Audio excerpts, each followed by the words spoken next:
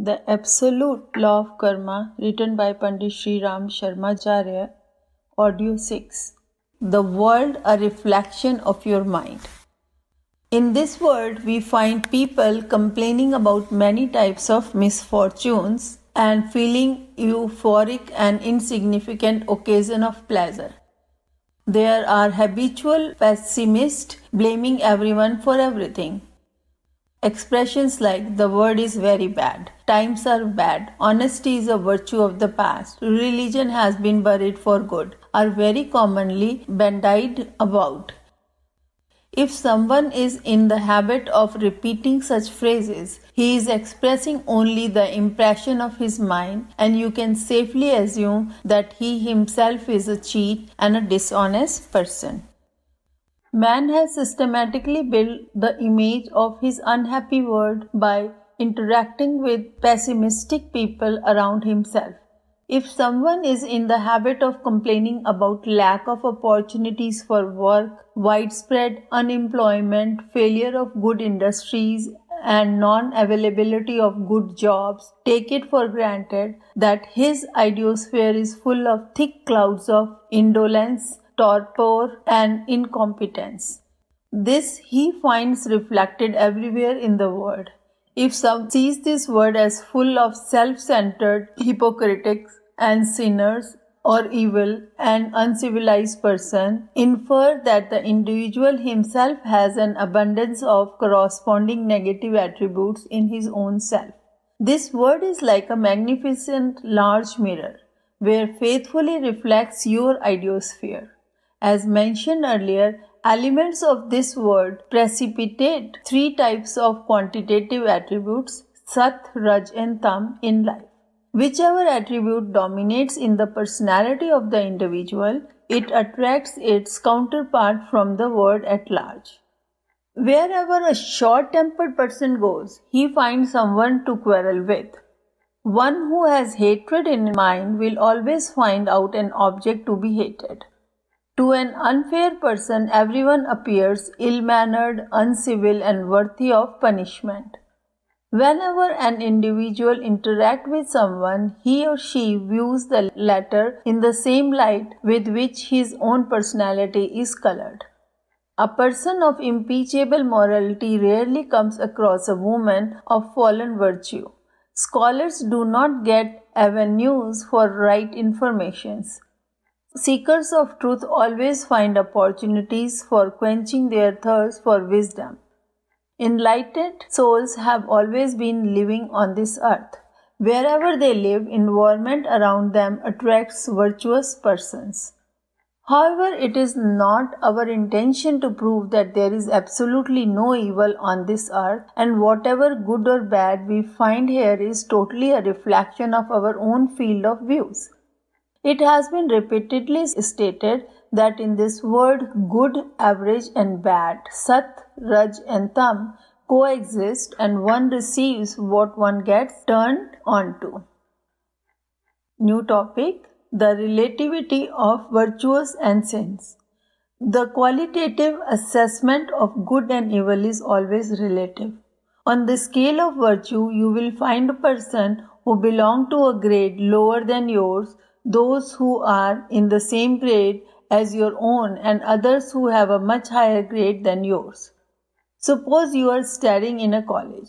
You may consider the person with the highest character, Satguni, studying in a class senior to your own, your classmate as students of intermediate class, Rajoguni, and the junior being educated in the lower classes, Tamoguni. However, as mentioned earlier, this relationship of moral status is relative. For instance, in comparison to a bandit, a thief is more virtuous, has more sadguna because the latter is more humane. Compared to both the thief and the dacoit, a laborer has more sadguna. A social reformer would have more sadguna than a common man, and a spiritual teacher more than that of the social worker. Thus, on the scale of sadguna, a spiritual teacher stands as much higher level than a bandit, but he is graded lower than enlightened, liberated soul. whose silent presence is the greatest of sermons. He does not mean that the dacoit is the most degraded soul. He is better than animal. The superiority of spiritual status of a person is measured by the number of people being ethically benefited by his altruistic deeds. On the lowest level, a self-centered person acts only for the welfare of his own family. A dacoit does not rob members of his family. A thief does not commit theft in the house of a friend.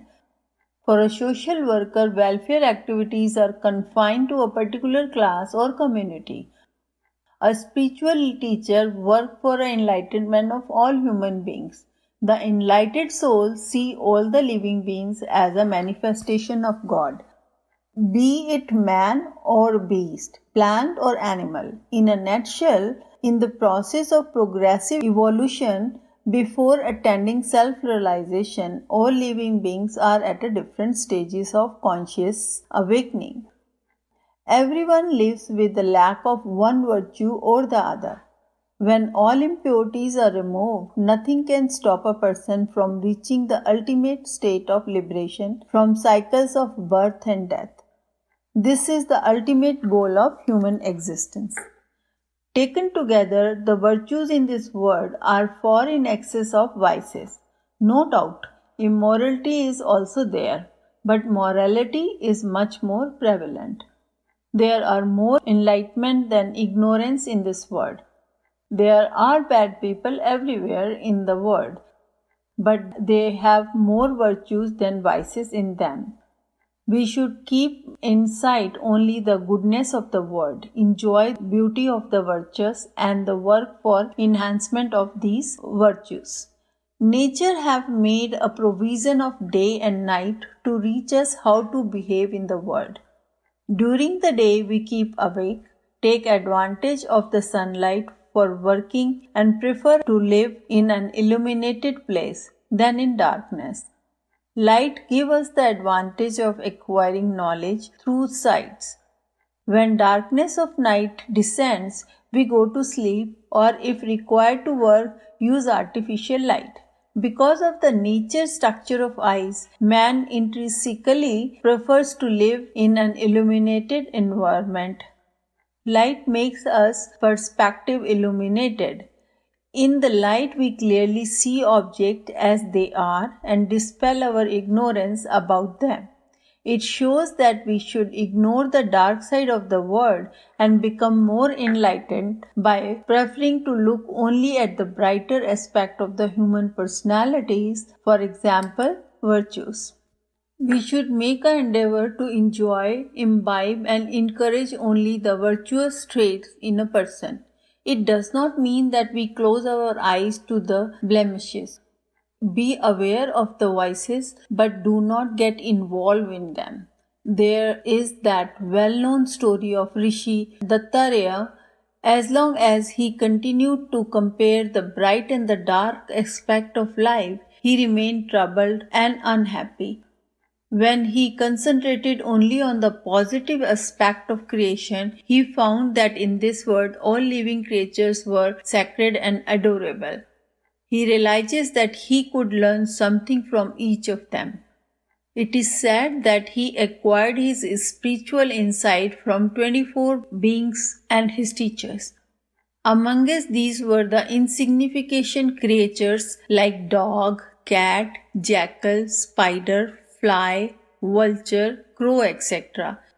He felt that no animate being was despicable, that each one had within it the soul, which is the spark of that super being, and that each was linked in the spiraling chain of evolution.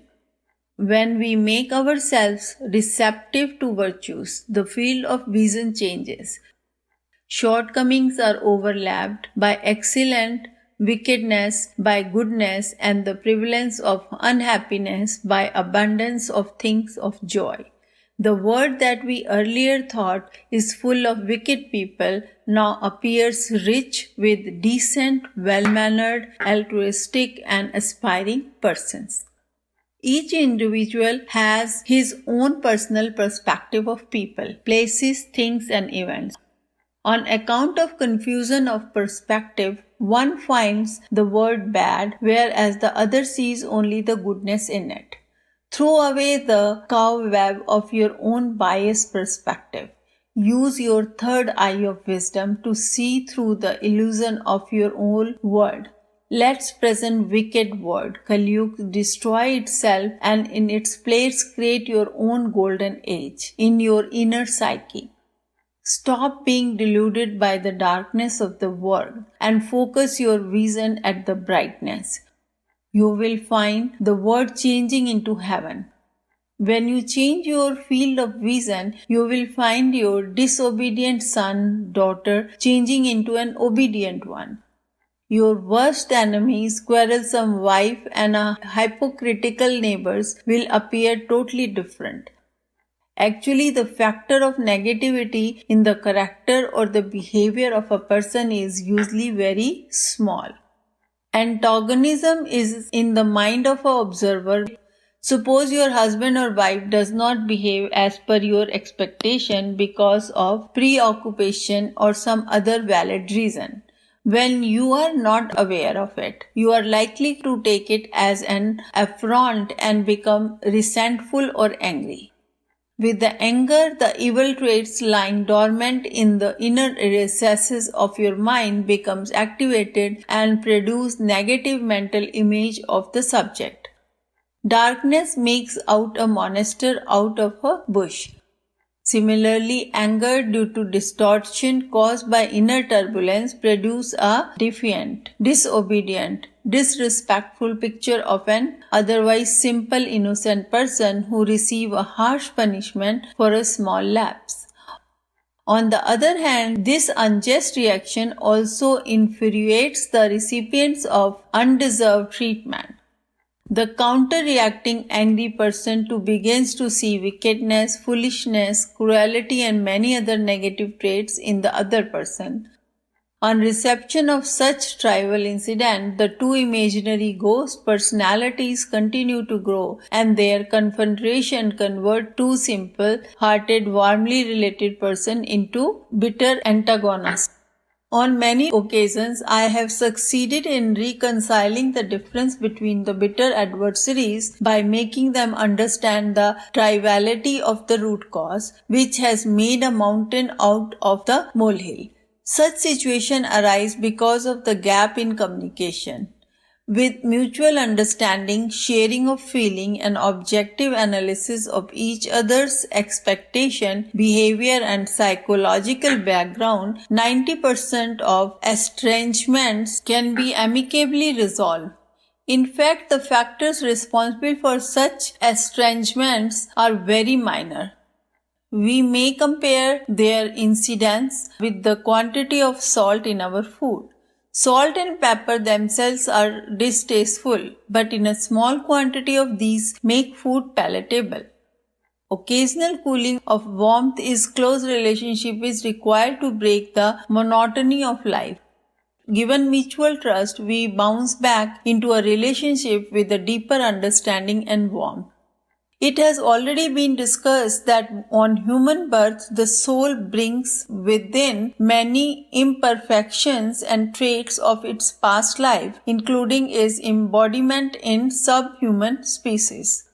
The newly born human child is very little qualified to live amongst human beings. It falls asleep anytime during the day, keeps awake during night, soils the cloth and makes loud hues and cries for its biological needs of fondling, food and water. Nevertheless, neither these babies' tantrums disturb the household, nor does addition of any one more member make the house unlivable. On the contrary, the innocent and immature child becomes a means of entertainment for the family. The morally less evolved persons of the society should be treated in the same way.